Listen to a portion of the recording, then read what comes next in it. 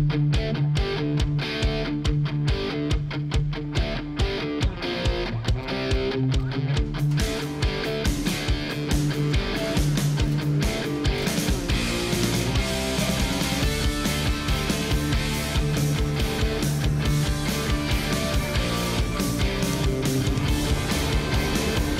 project ini agak beda nih sebenarnya. Pertama, asalnya kita cuman diminta Mas Anas ya, Mas Anas dari Shine and Care ini, gue dipanggil karena ini projectnya dia sebenarnya. Mas, tolong dong, ini customer gue minta tolong VW-nya dikerjain, diperbaiki.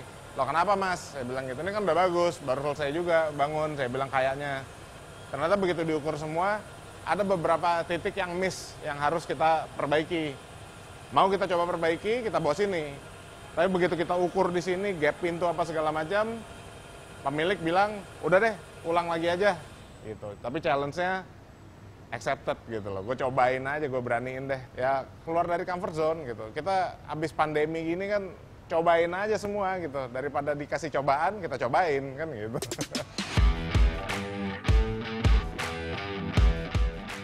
Memang buat saya bukan suatu hal yang biasa ngerjain VW Karman Gia. Jadi buat saya itu mengerjakan VW itu sesuatu yang sulit. Ini kan kita ngerjain VW ini kan pertama kali. Ya, terus VW Cabrio Karman Gia pertama kali buat saya. Karena memang kami kan biasa mengerjakan muscle car atau American muscle. Jadi kalau ketemu VW itu buat saya pelajaran lagi, challenge baru.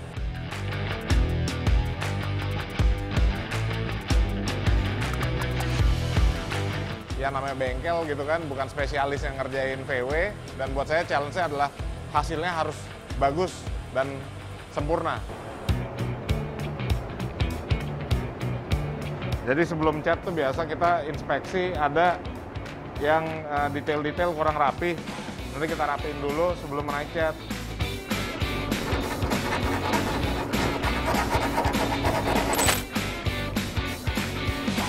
Ya kita lakukan deh, begitu udah kita kerok semua, kita tanya sama pemiliknya, masih mau warna yang sama atau mau ganti warna?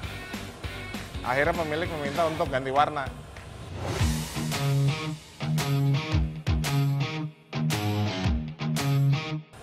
Cat kita biasa menggunakan Spycycle warna grey. Grey spesifiknya gue nggak bisa kasih tahu karena pemiliknya bilang nggak boleh dikasih tahu. Tapi biasa gue dengan kebiasaan kita adalah furnishnya kita pasti 2 kali. Yang pertama untuk pengamanan, yang kedua untuk hasil piano finish atau mirror finish.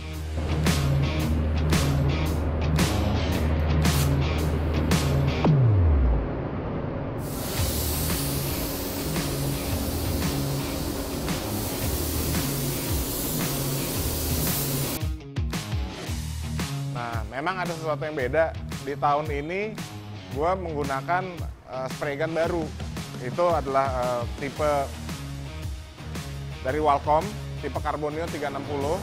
Ini spray gun kita pakai dari Walcom, Carbonio 360. Regulatornya dia digital, dan menurut gue ini spray gun yang cukup bagus karena bisa rata dan hemat catnya. Kenapa gue coba pakai itu? Berkali-kali kita coba. Ini satu spray gun enteng banget, yang kedua efisien banget terhadap penggunaan catnya, terhadap penggunaan furnishnya, dan menurut gua hasilnya perfect gitu loh. Dan hasilnya kita lihat ya nanti. Ini sih menurut gua perfect.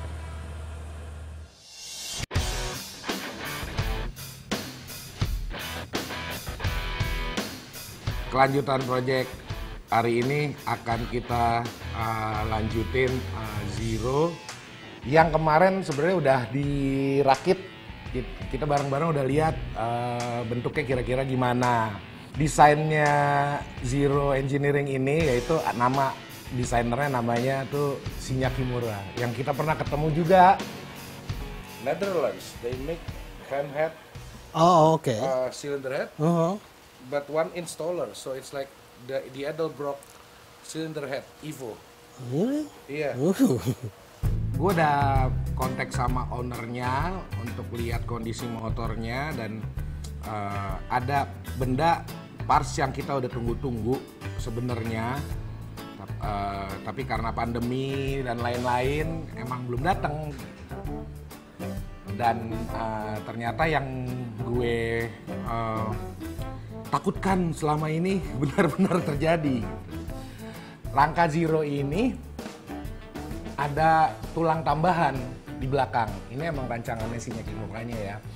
Dan untuk masang parts yang penting banget juga nih, karena konsep motornya adalah untuk membuat bisa rideable di Jakarta lah gitu, dipakai di dalam kota yang jalannya mungkin ada lobang.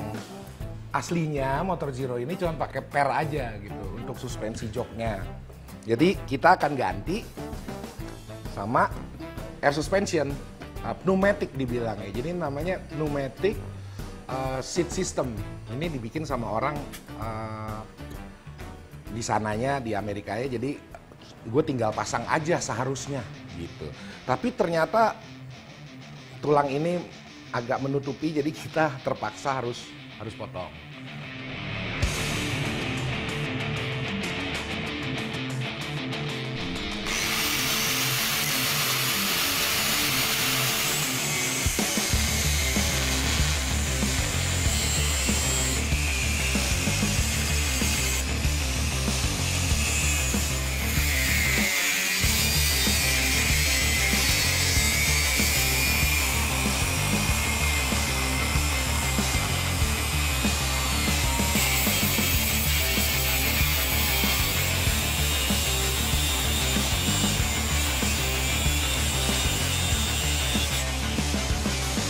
Ini bisa dibilang pabrikan, ya custom tapi udah dipabrikin gitu. Jadi didesain sama Shinya Kimura, gooseneck, minus, itu tinggal dilas aja, nggak kemana-mana, namanya jig gitu. Jadi di atas meja, jadi kita bisa lihat kerjaannya udah pabrikan gitu loh, udah di mix semuanya, dan dipasang-pasang. Ketika dilas itu semuanya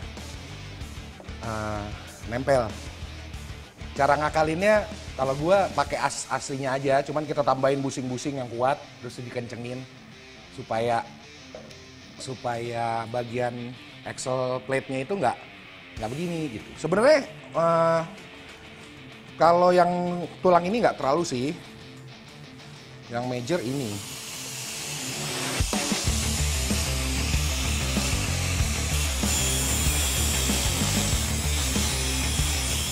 Bandel nih, nggak putus-putus.